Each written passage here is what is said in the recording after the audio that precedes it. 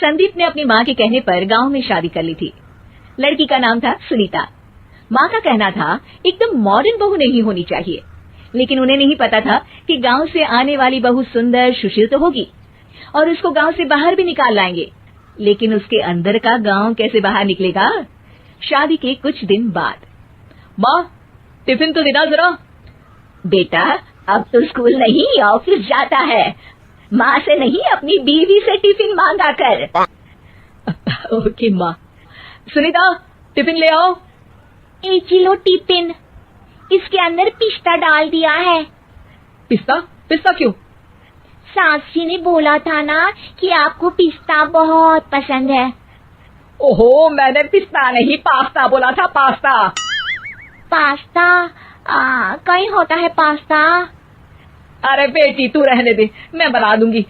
अच्छा किया कि पाव भाजी बनाने का नहीं बोला, वरना किसी के पाव बना देती है। सुनीता को बुरा लगता है, लेकिन उसकी नादान हरकतें कम नहीं होती। ऐसे ही एक दिन, अरे तुमने ये क्या लगाया है? अरे आप वो फूस फूस करके लगाते हैं ना, वही। डियो?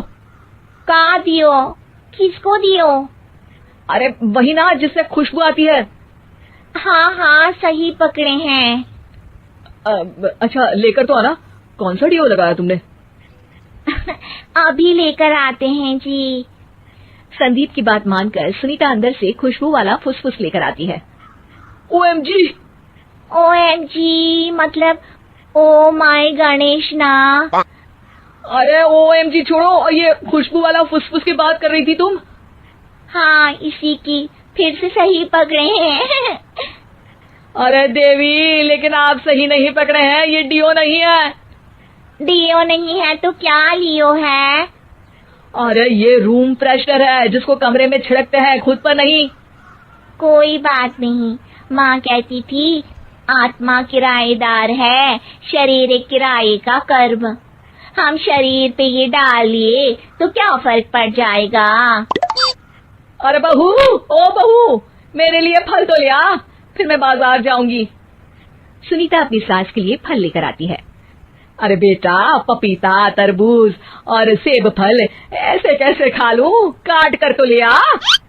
माँ जी, मेरे गांव में तो खेत से उठा के सीधा खा लेते हैं। अरे ये तेरा गांव नहीं है ना। अरे संदीप, तू ही कुछ समझा देना इसको बेटा। मैं कैसे समझाऊं माँ, ये तो माइक्रोवेव को भी भट्टी बोलती है। कल मैंने बोला हाय कैसी हो, तो बोलती है किसी को हाय नहीं लगानी चाहिए। अरे सुनीता, तेरा क्या होगा?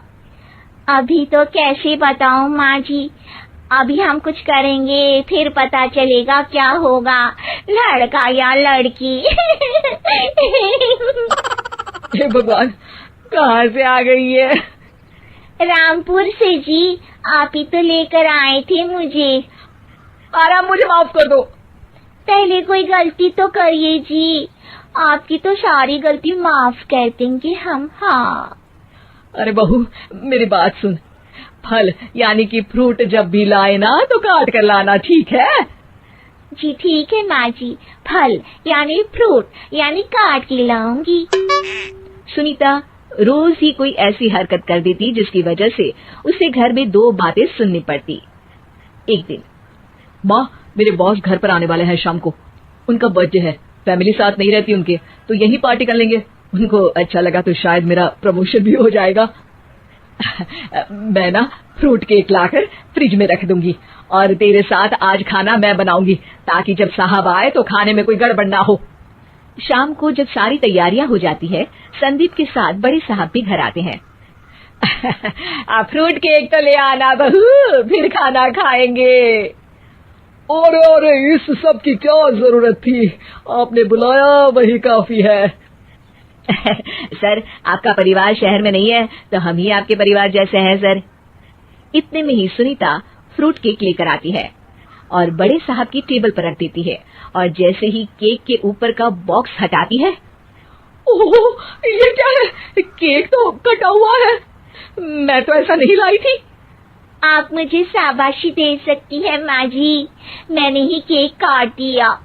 आपने कहा था ना, फल यानी फ्रूट यानी हमेशा काट के लाना।